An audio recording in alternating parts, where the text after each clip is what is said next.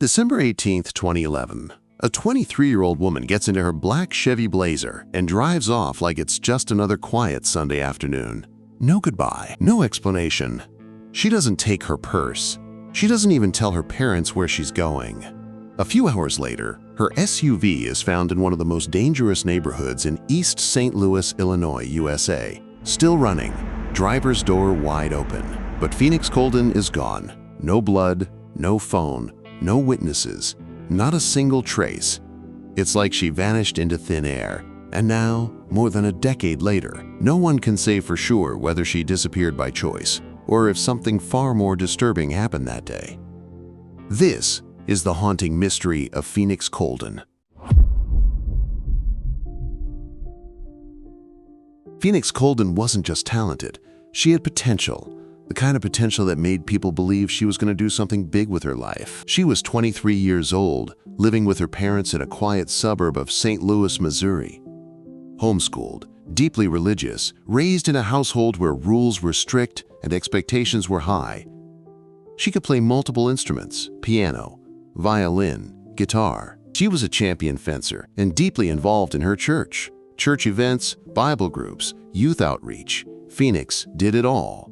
To outsiders, she seemed like the perfect daughter, but perfection is often an illusion. Because behind the polished image, Phoenix was living in two worlds. There was the version of her that her parents knew, the obedient, church-going daughter who stayed close to home. And then there was the other Phoenix, the one they didn't see. She had a second phone, multiple social media accounts under fake names, friends they didn't know about, a boyfriend, club nights, secret meetups. She was carving out a version of herself that existed far beyond her parents' control. Her mother, Goldia, believed she knew her daughter completely, but Phoenix had started leaving clues behind, and they were deeply troubling. She had begun recording video diaries, private, unfiltered monologues that no one was meant to see. In one of them, Phoenix looks straight into the camera and says, "I just want to start over. I feel like I'm not even living. I'm just existing." They weren't just emotional rants. They were warning signs.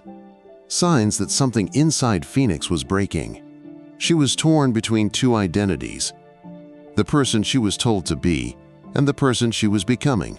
And on December 18, 2011, when she quietly left her driveway and never returned, the question became, was Phoenix finally trying to break free? Or did someone else take that choice away from her? Before we continue, what do you think really happened to Phoenix Coldon? Did she run away? Was she taken? Let us know in the comments. And don't forget to hit like and subscribe if you're drawn to mysteries that leave more questions than answers. December 18, 2011. It was a quiet Sunday in St. Louis. Phoenix Coldon was at home, sitting in her black Chevy Blazer, parked in the family's driveway. She wasn't going anywhere in particular. She was just listening to music, relaxed, calm. Nothing about that moment seemed unusual.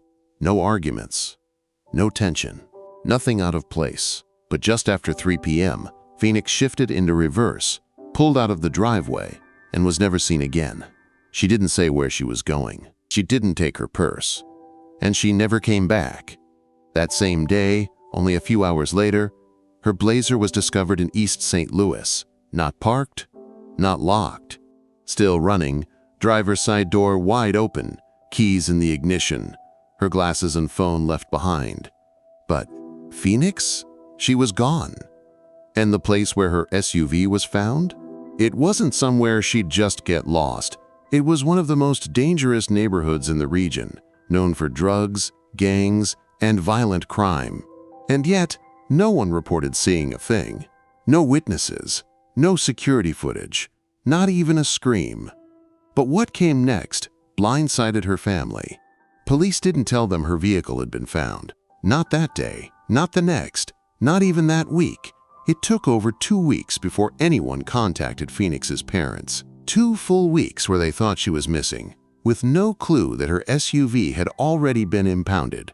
They were out searching, posting flyers, begging for answers. And the one thing that could have held clues, her vehicle, was sitting in a lot, untouched, unprocessed, and ignored. By the time they got access to it, It was too late. No fingerprints, no forensics, no timeline. Whatever evidence had once been inside was long gone. 2 weeks.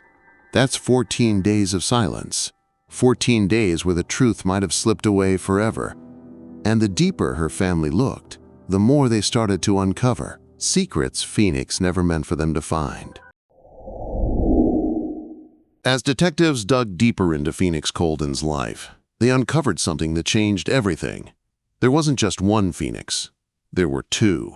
The Phoenix her parents knew, homeschooled, religious, obedient, and another version, one they never saw coming. She had a second cell phone, a secret boyfriend. She'd even registered for college using a slightly different name. It wasn't illegal, but it was enough to make investigators stop and ask. Was Phoenix planning something? One theory is that she wanted out, that she felt trapped by her strict upbringing, the pressure, the expectations, the lack of freedom, and staged her own disappearance to start fresh on her own terms. Some believe she carefully orchestrated it, that she pulled away quietly and disappeared by choice. But if that's true, why leave the car running? Why leave her phone and glasses behind? Why vanish in a neighborhood where anything could happen? It doesn't fit. If she wanted to disappear, she could have left with a suitcase and a bus ticket. Instead, she left in the middle of the afternoon and ended up in East St. Louis, an area known for crime, violence, and something even darker: human trafficking. East St. Louis has long been considered a hotspot, a major corridor for trafficking routes, especially for young women of color. Women who vanish without a trace. Women who rarely make the headlines. Women no one comes looking for until it's far too late. Some believe Phoenix was abducted that day, taken by someone she trusted, or lured into a car and never got out. Her family consulted anti-trafficking experts. They looked into every possible lead, but nothing came back. No confirmed sightings, no messages, just silence. Still, the theories didn't stop there. This case was so strange, so clean, no signs of a struggle, no forensics, no motive, that some people turned to more unconventional ideas. Some online theorists suggest Phoenix experienced a time slip, that she somehow stepped out of her reality and into another. Others talk about alternate dimensions, or being taken in the spiritual sense, as if she vanished into something we can't understand. There's even a theory involving a religious cult, that Phoenix was recruited or even manipulated into vanishing, leaving her family behind without a word. These ideas sound far-fetched, even impossible. But when there are no answers, people look everywhere. Because how does a 23-year-old woman disappear in broad daylight, leave her car running, and not make a single call for help? No footprints, no blood, no security footage. Just a running car and silence, whether Phoenix walked away or was taken from the world she knew. One thing is painfully clear. She didn't just disappear, she was erased. And that silence? It still haunts everyone who knew her. But while the theories piled up, her parents weren't sitting back. They were doing something the police hadn't. They were searching. Before moving forward, if you're still with us, thank you. Stories like Phoenix's matter. They deserve to be heard. Like the video, subscribe to the channel, so more stories like this one don't disappear. Goldia Coldon has never stopped searching. Not for a day, not for a second, while the world moved on, while news cameras packed up and left. Goldia stayed. She became more than a grieving mother. She became an investigator, a researcher, a one-woman search party. Over the years, she's written letters, made calls, walked the streets. She's appeared on talk shows, spoken at conferences, begged for tips that never came. In 2018, she went on Dr. Phil. A woman had stepped forward, claiming she was Phoenix, and for just a moment, Goldia had hope, but it was a false alarm. Another heartbreak, another cruel twist in a story full of dead ends. Still, she didn't stop. There have been sightings, whispers, rumors.